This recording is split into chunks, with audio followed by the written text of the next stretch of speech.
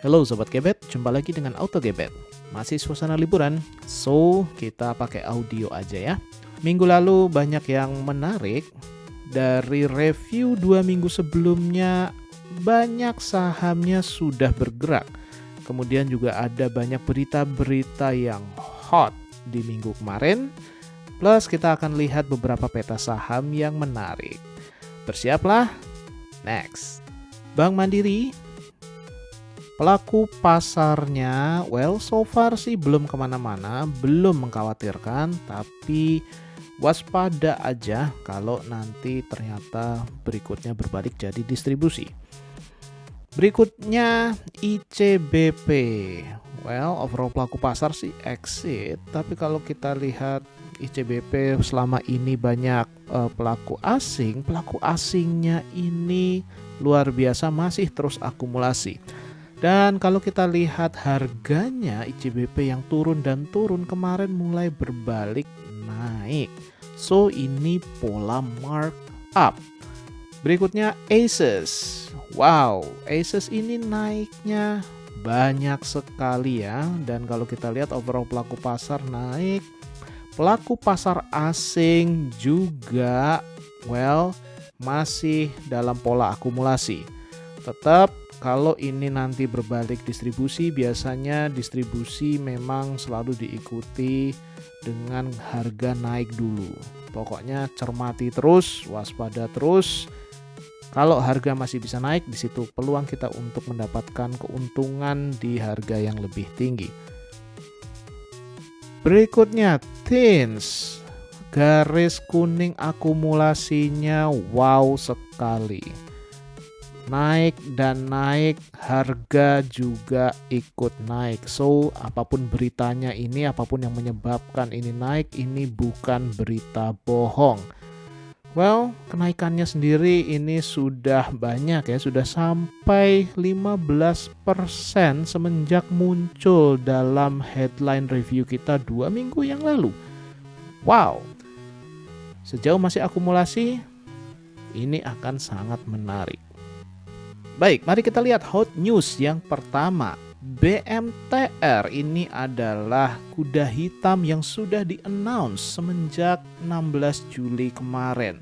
Dan kalau kita lihat garis kuningnya, sampai saat ini garis kuningnya pelaku pasarnya masih terus akumulasi. Dan semenjak itu sampai sekarang BMTR ini sudah memberikan 12%. Hot news berikutnya. Tanggal 25 Juli minggu lalu, IDX sudah announce ada formasi baru LQ45. Dan di berita diinfokan ada anggota baru LQ45, ada 3 saham, MDKA, MIKA, dan SMRA, dan ada 3 saham yang dikeluarkan dari LQ45, BRPT, LPPF, WSKT. Menariknya, hari kerja pertama sesudah pengumuman dari bursa, hari Senin tanggal 27 Juli, pelaku pasar langsung merespon pengumuman dari IDX. Ketiga anggota baru LQ45 langsung semuanya naik, dan yang paling istimewa naiknya MDKA, naiknya sampai 8%. Tapi menariknya, di antara ketiga saham itu yang diakumulasi oleh pelaku pasar, yang benar-benar diakumulasi cuma 1 saham saja. Yang lain sebetulnya malah dijual besar-besaran. So mari kita lihat apa kabar ketiga saham itu sekarang. SMRA kalau kita lihat, jualan besar-besaran sangat parah sekali. Kemudian MIKA, mari kita zoom in dulu. Kalau kita lihat semenjak announce dan sampai awal Juni itu sebenarnya malah sudah dijual besar-besaran. Makin dijual besar-besaran ketika diumumkan masuk menjadi member LQ45. Dan ada yang agak melegakan, Selasa kemarin ternyata pelaku pasar mulai mengakumulasi. Tapi ya baru sedikit. Kalau kita lihat MDKA Nah, ini salah satu yang menarik di sini.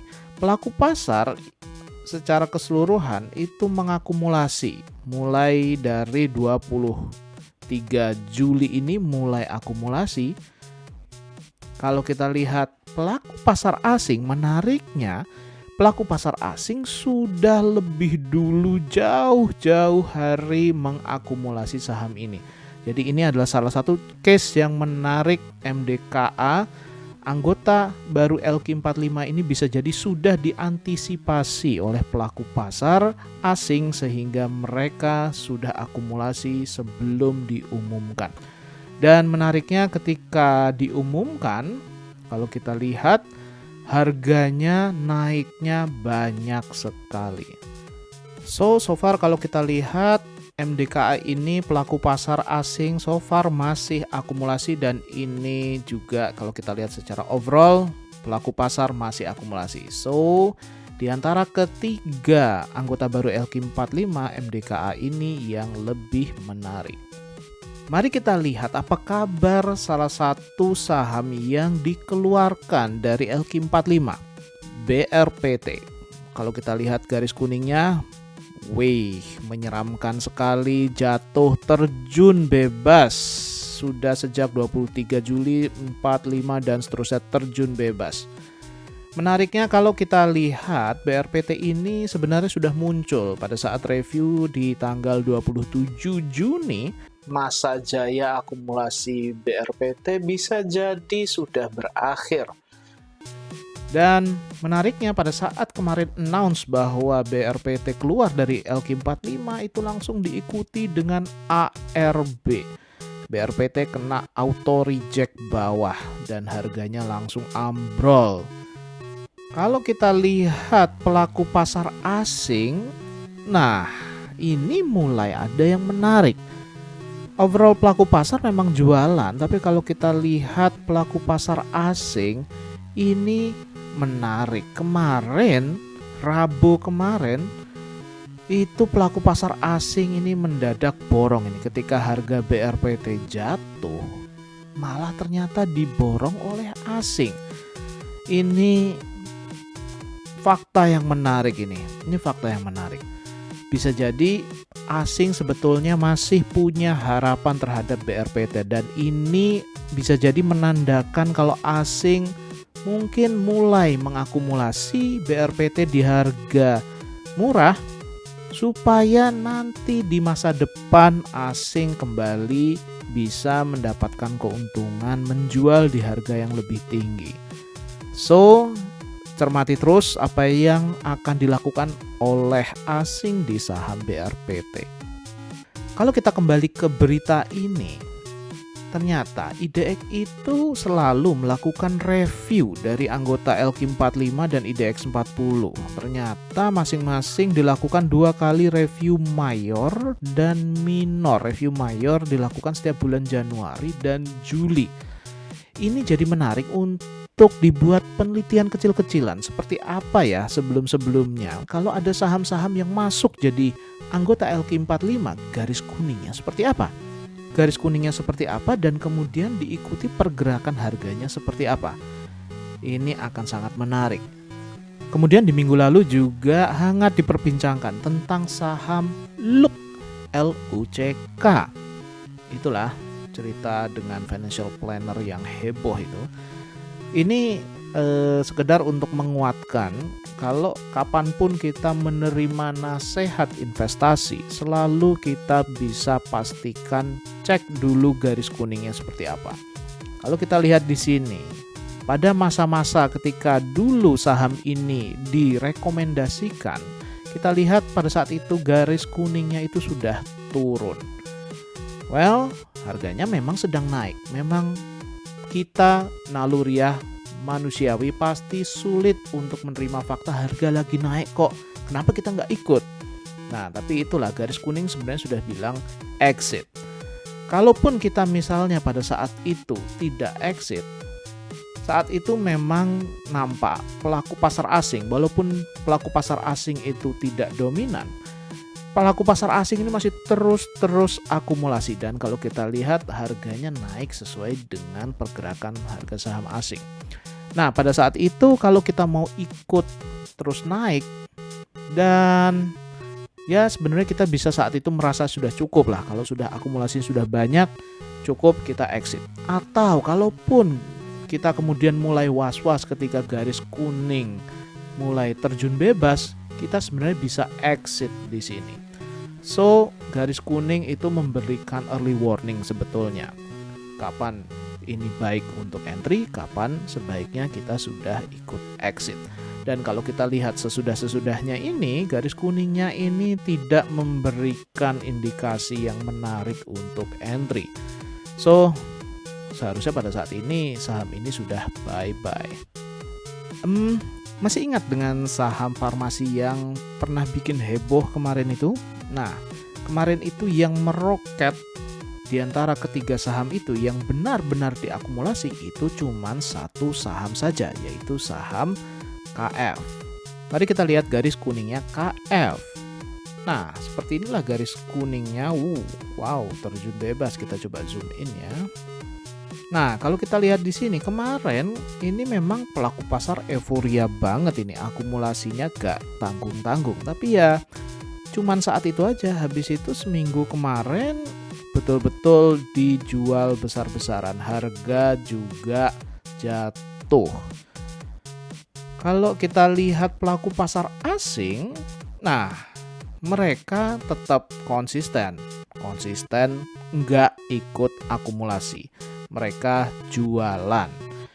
Nah, ini garis kuning yang berbeda dengan BRPT tadi. Kalau BRPT tadi dia kena ARB, harga jatuh, malah asingnya akumulasi.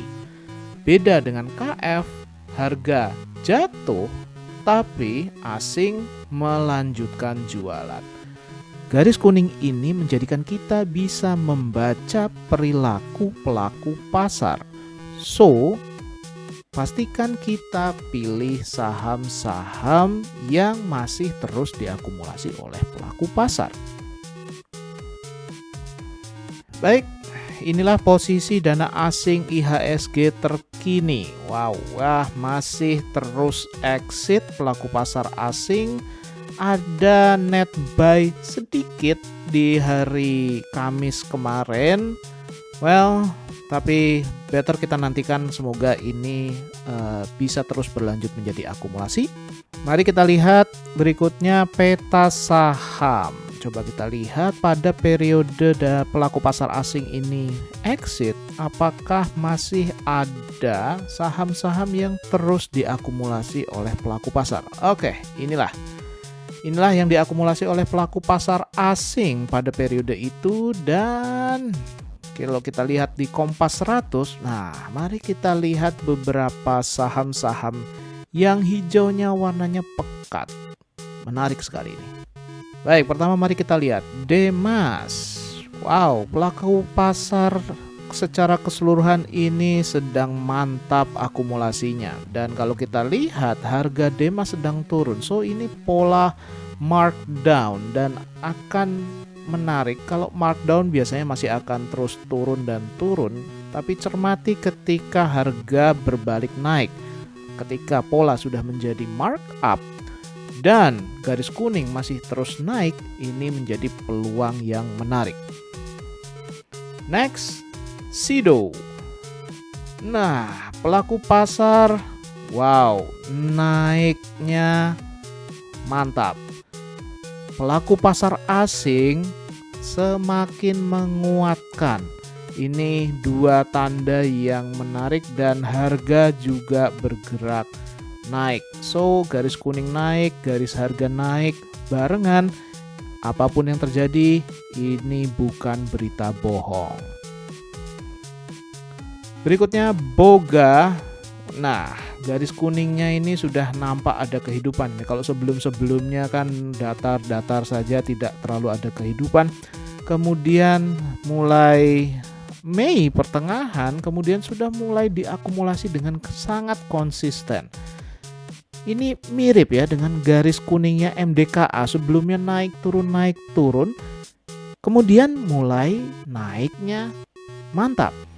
Ini sepertinya mengikuti pola itu, garis kuningnya naik dan harga yang sebelumnya markdown ini sudah berbalik mulai jadi markup. Kalau kita lihat pelaku pasar asing juga sama konsistennya, walaupun dia tidak dominan karena hanya 2%, tapi pelaku pasar asing masih terus konsisten akumulasi dan semakin mantap akumulasi semenjak pertengahan Juli ini. So, ini menjadi case yang menarik untuk kita cermati terus episode berikutnya. Next, CTRA. Wow, nah ini